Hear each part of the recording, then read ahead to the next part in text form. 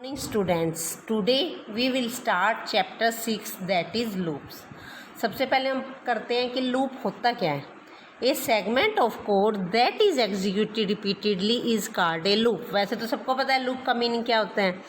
सी language के अंदर क्या है, a segment of code that is executed repeatedly means कोई एक कोड लिखा हुआ आपने, एक सेगमेंट ऑफ कोड है, वो जो कोड है वो बार बार रिपीट हो रहा है तो उसको हम क्या बोल देते हैं, लूप.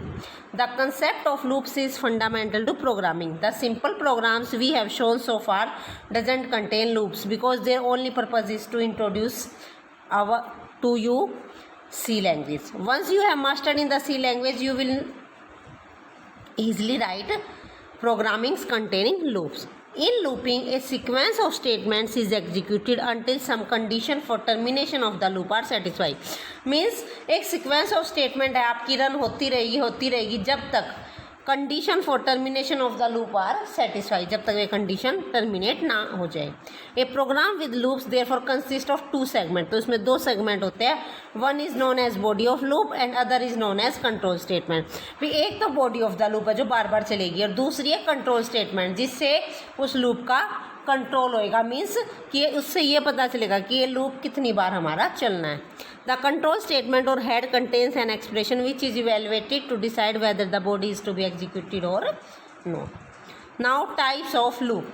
अब हम करते हैं लूप्स के टाइप क्या है. Depending on the position of control statement in a loop, a control structure में be classified either as entry control loop और एज एग्जिट कंट्रोल लूप. इस लूप के दो टाइप है, एंट्री कंट्रोल लूप और एग्जिट कंट्रोल लूप. जैसा कि नाम से ही लग रहा है, एंट्री कंट्रोल लूप क्या होगा, जिसमें एंट्री पे ही कंडीशन होगी, मतलब लूप स्टार्ट होने से पहले ही कंडीशन होगी.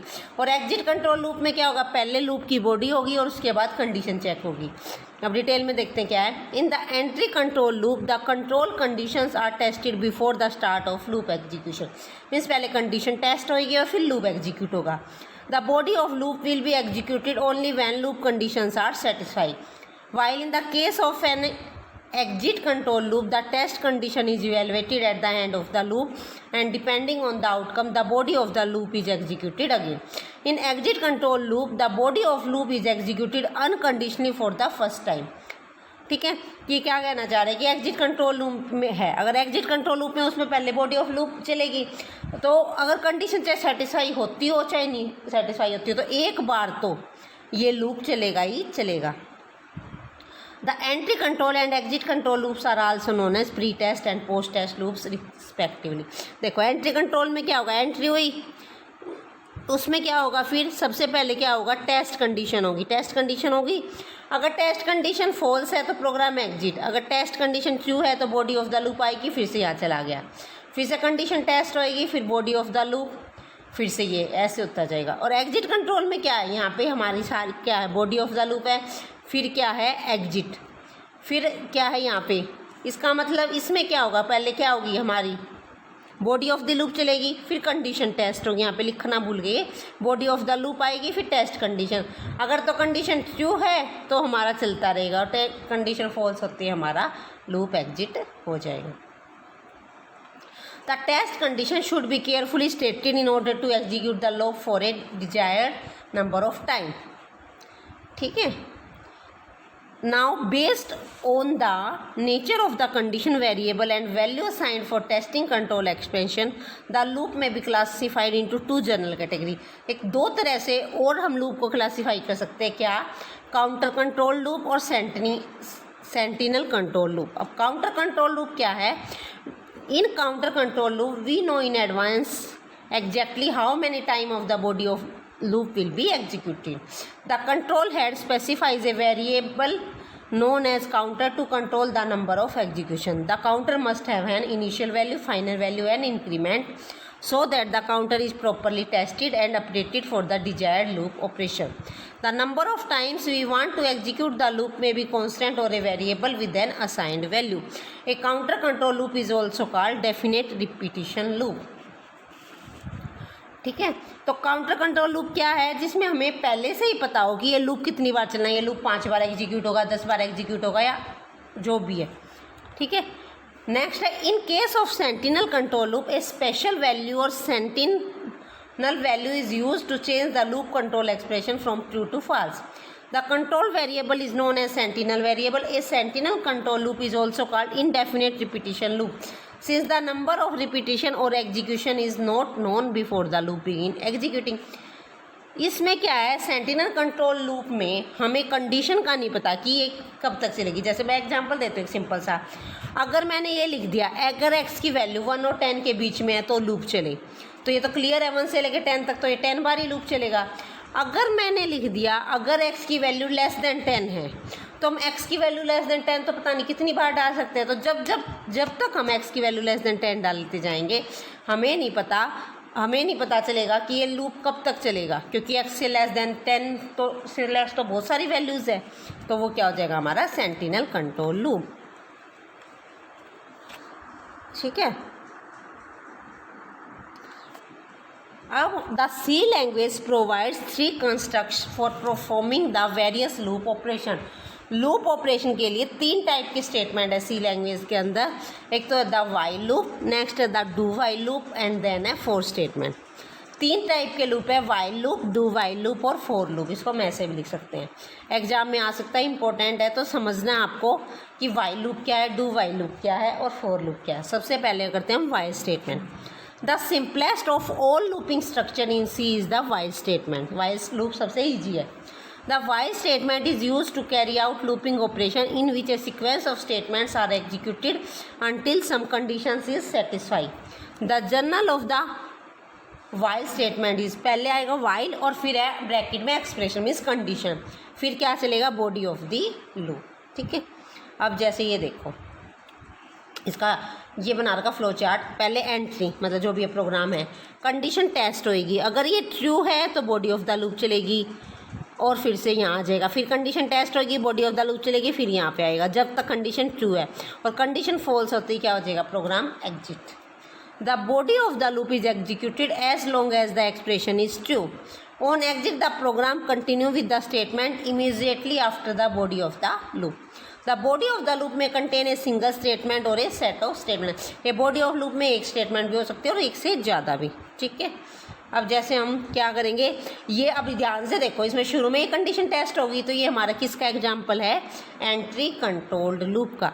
The while statement is an entry control loop statement. If the condition is false in the beginning the body of the loop is not executed even once. ठीक है. अब जैसे हम एक प्रोग्राम करते हैं, program to display the list of number. हमें एक प्रोग्राम बनाना है लिस्ट ऑफ नंबर्स शो करने के लिए. हम चाह रहे हैं हम 1 से लेकर 10 तक की या 1 से लेकर 5 तक की गिनती शो कराना चाह रहे हैं, हम 1 से लेकर 100 तक की. तो उसके लिए क्या प्रोग्राम बनाएंगे, hash include stdio dot h, hash include conio dot h, void main, then curly braces start, int I equal to 1 comma n, then clear screen, print f, enter how many number to be display, scan f %d comma and n और फिर bracket बंद और semicolon. यहाँ तक तो कुछ नहीं, हमें कितने नंबर डिस्प्ले कराने हैं वो हमें टाइप कराया है. देन कंडीशन लगाते हैं while I is less than equal to n, curly brace start, print f %d /t inverted commas comma I bracket बंद semicolon I plus plus get ch और ये कर्ली ब्रेसिस बंद. अब देखो ये प्रोग्राम कैसे काम करेगा. सबसे पहले तो प्रोग्राम में क्या आएगा, enter how many number to display. तो हमने स्कैन एफ कर दिया ना, तो सपोज करो हमने कर दिया यहाँ पे 5 कर दिया. ठीक है. आई को हमने क्या कर रखा, 1 से इनिशलाइज, आई की शुरू में वैल्यू क्या है 1. अब 1 क्या है, लेस देन इक्वल टू 5 है, हाँ जी है, तो प्रिंट क्या कर दो, आई को प्रिंट कर दो. तो क्या प्रिंट हो जाएगा हमारा 1, या जैसे ये 1 प्रिंट होके आ जाएगा. अब ये /t कैसे है, मैंने पहले ही बताया था. /n तो नेक्स्ट लाइन के लिए होता है और /t होता है टैब के लिए, मीन्स 8 नंबर का स्पेस आ जाएगा. अब स्पेस हो गया. देन आई प्लस प्लस, आई में हमने क्या करा, एक इंक्रीमेंट कर दिया. आई की वैल्यू 1 थी तो आई की वैल्यू 2 होगी. अब 2 लेस देन इक्वल टू 5 है, हाँ जी है, प्रिंट कर दो 2 कर दिया. /t है तो फिर से स्पेस आ गया. फिर 2 प्लस प्लस मतलब एक इंक्रीमेंट होएगा तो आई की वैल्यू होगी 3. फिर 3 लेस देन इक्वल टू 5 है, हाँ जी 3 प्रिंट कर दो. फिर 4 लेस देन इक्वल टू 5 है, 4 टाइप कर दो. 5 लेस देन इक्वल टू 5 है, हाँ जी तो 5 टाइप कर दो. अब 6 आ गया, आई की वैल्यू होगी 6. अब ये 6 लेस देन इक्वल टू 5 है, नहीं है, तो ये लूप चलेगा ही नहीं, एग्जिट हो जाएगा प्रोग्राम. ठीक है. तो ये ऐसे हो. अब ऐसे ही हमें सपोज प्रोग्राम बनाना है to display table of an input number. Input number की कोई भी एक नंबर इनपुट किया हमने, उसकी टेबल हमें निकल के आ जाए, उसके लिए क्या प्रोग्राम। पहले तो बिल्कुल सिंपल वही hash include stdio dot h, hash include conio dot h, void main curly braces int i 1 n, clear screen, print f, enter the number, scan %d, and n bracket 1। अब इसमें देखो ध्यान से, हमने यहाँ कंडीशन लगाई है while i less than equal to n की बजाय क्या लगाया है, i less than equal to 10, क्योंकि हमें पता है कि जो टेबल होती है वो क्या होती है, 10 तक ही होती है ना। देन कर्ली ब्रेसेस में क्या स्टेटमेंट दी हमने, print F %d/t inverted commas में I into n I plus plus then gets here. अब देखो ये कैसे वर्क करेगा। जैसे मैंने एंटर द नंबर कर दिया, मुझे 9 की टेबल चाहिए, ठीक है, तो n की वैल्यू मैंने कर दी 9 प्रेस। अब क्या है, 9 प्रेस कर दी हमने, फिर क्या है, प्रिंट एफ होके आएगा हमारा, आई की वैल्यू कितनी है शुरू में 1, तो 9 इंटू 1 आ गया, फिर /t है तो टैब का स्पेस यानी कि 8 नंबर का स्पेस हो गया। देन आई प्लस प्लस, आई को क्या कर देना प्लस प्लस, आई की वैल्यू होगी 2 लेस देन इक्वल टू 10 है, हाँ जी। देन n इंटू 2, अब n इंटू 2 आ गया, यानी कि 9 इंटू 2 18 आ गया। फिर आई प्लस प्लस हो गया, आई की वैल्यू 3 आ गई, 3 लेस देन इक्वल टू 10 है, 3 इंटू n यानी कि 9 इंटू 3 आ जाएगी, तो 27 ऐसे ही आता जाएगा। जब आई की वैल्यू 10 होगी जब भी आ जाएगा। देन आई की वैल्यू 11 होने के बाद ये लूप बंद हो जाएगा, ठीक है। तो इसका मतलब क्या हो गया, तो ये हमारा प्रोग्राम, हमारा ये 9 की टेबल यहाँ पे आ जाएगी, ठीक है। तो ये हमारी है वाइल स्टेटमेंट। अब हम करेंगे डू वाइल लूप। अब हम करते हैं next statement, the do while statement, या फिर हम कह सकते हैं डू वाइल लूप। अब ये डू वाइल लूप कैसे है, when a loop is constructing using the while statement, the test for continuation of the loop is carried out at the beginning of each pass. Sometimes it is desirable to have a loop with the test for continuation at the end of each pass. Such situation can be handled with the help of the do while statement. It is an exit control loop. The general form of the do while statement is do, then body of the loop, फिर while और फिर test condition, bracket बंद और फिर semicolon. देखो simple language में अगर हम कहें तो डू वाइल स्टेटमेंट क्या है, डू वाइल स्टेटमेंट में क्या, देखो हमने वाइल लूप जब किया उसमें क्या था, हमारी पहले टेस्ट कंडीशन थी, फिर बॉडी ऑफ द लूप थी, उसके बाद हमारा बाकी का प्रोग्राम था। डू वाइल स्टेटमेंट में क्या है, पहले बॉडी ऑफ द लूप है फिर टेस्ट कंडीशन है। तो कई बार क्या है, एग्जाम में भी आ जाता है, what is the difference between while statement and do while statement. Major difference तो यही है, वो एंट्री कंट्रोल लूप है क्योंकि उसमें एंट्री पे कंडीशन टेस्ट होती है, और ये एग्जिट कंट्रोल लूप है क्योंकि इसमें एग्जिट पे होती है। इसका सिंटैक्स भी डिफरेंट है। डू वाइल में क्या आएगा, पहले डू आएगा, देन कर्ली ब्रेसेस के अंदर बॉडी ऑफ द लूप, फिर वाइल के अंदर टेस्ट कंडीशन, और यहाँ पे हमारा सेमीकोलन। देखो जो हमने वाइल कंडीशन लगाई थी उसमें पहले, उस वाइल कंडीशन के बाद हमने सेमीकोलन नहीं लगाया था क्योंकि यहाँ से तो कंडीशन स्टार्ट ही होनी थी। सेमीकोलन लगाने का मतलब वहाँ स्टेटमेंट खत्म हो गई है, तो स्टेटमेंट खत्म ही नहीं हुई। लेकिन यहाँ पे तो हमारी स्टेटमेंट खत्म हो गई ना, तो वाइल टेस्ट कंडीशन फिर सेमीकोलन। तो ये मेन डिफरेंस यही है। अब इसमें देखो सपोज करो कंडीशन ट्रू, एक बार भी कंडीशन ट्रू होगी नहीं, लेकिन लूप तो एक बार जरूर चलेगा क्योंकि सबसे पहले तो बॉडी ऑफ द लूप है, फिर कंडीशन टेस्ट होगी। चाहे कंडीशन फॉल्स है तो भी बॉडी ऑफ द लूप कम से कम एक बार तो चलेगी। लेकिन वाइल स्टेटमेंट में अगर पहले ही कंडीशन फॉल्स होगी तो फिर बॉडी ऑफ द लूप नहीं चलेगी। तो यही कहना चाह रहे हैं कि एक बार तो हमारी दो वाइल के अंदर एक बार तो जो बॉडी ऑफ द लूप है वो एग्जीक्यूट होगी ही होगी, क्योंकि कंडीशन उसमें बाद में चेक होनी है।